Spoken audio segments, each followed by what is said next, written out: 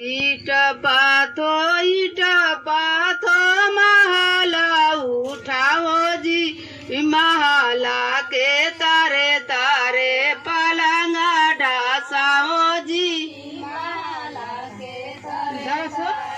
पलंग ढासाओ जी महला के तारे तारे पलंग ढासाओ जी महला के तारे तारे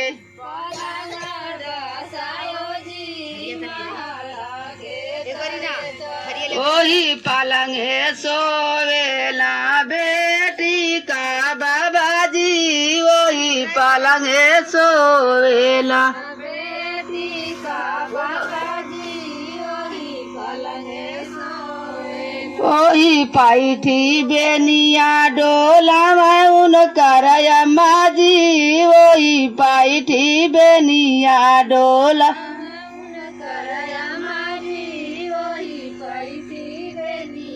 बेनिया डोलावत का पूछाए का बाता जी हम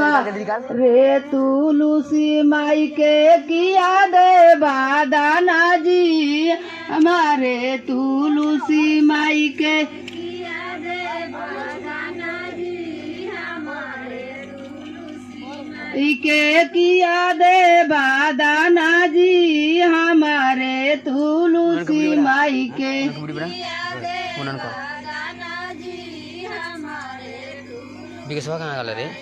हाथी देबो घोड़ा देबो डाली भरा सोना जी उठा पर नागारा देव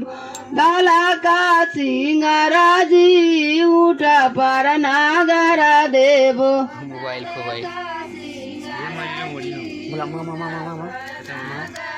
देबो दाला का सिंगारा जी उठा पर नागारा देबो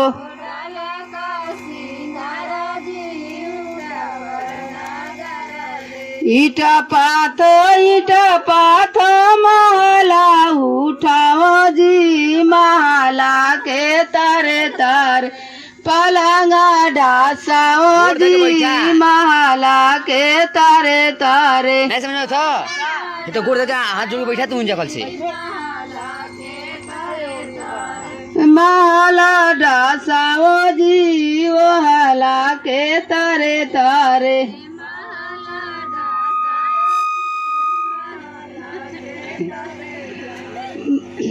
ओही पाइठी बेनिया डोलावा उनकर चाची जी वही पाइठी बेनिया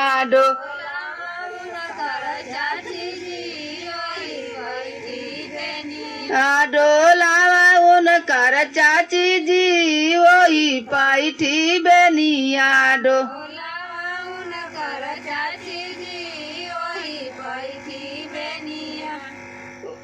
पूछाए का बाता जी हमारे तुलसी माई के किया दे बादाना जी हमारे तुलसी माई के किया दे बादाना जी हमारे तुलसी माई हाथी देबो घोड़ा देबो डाला का सिंगारा जी उठा पर नागारा दे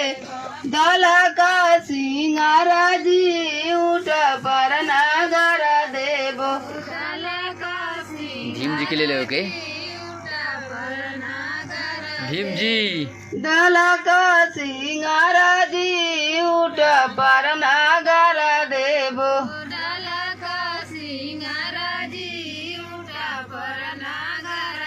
देखिए गाइस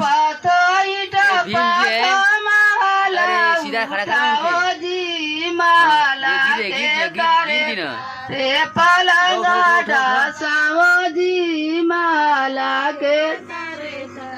उठो उठो भीम जी के अरे एक लंगे खड़ा खड़ा सीढ़िया पना तारे तारे पलंग ढासाओ जी महला के तारे तारे इधर मेरी माई गाना गा रही है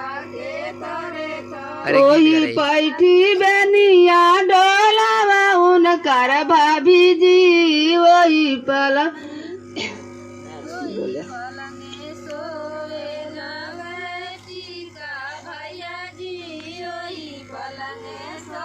वेला बेटी का भैया जी वही पलंगे सोवेला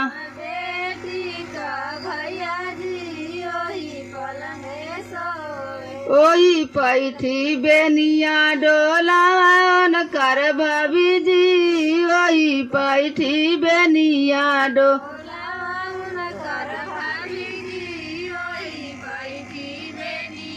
डोलावन कर भाभी जी वही पैठी बेनिया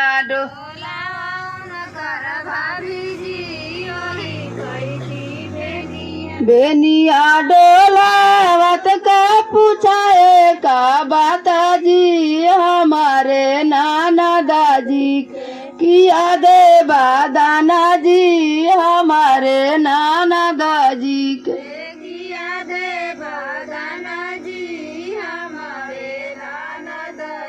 हाथी देवो घोड़ा देवो डाली भरा सोना जी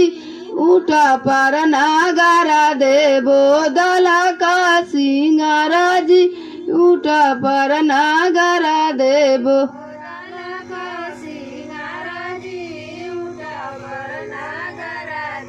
बोदला का सिंगारा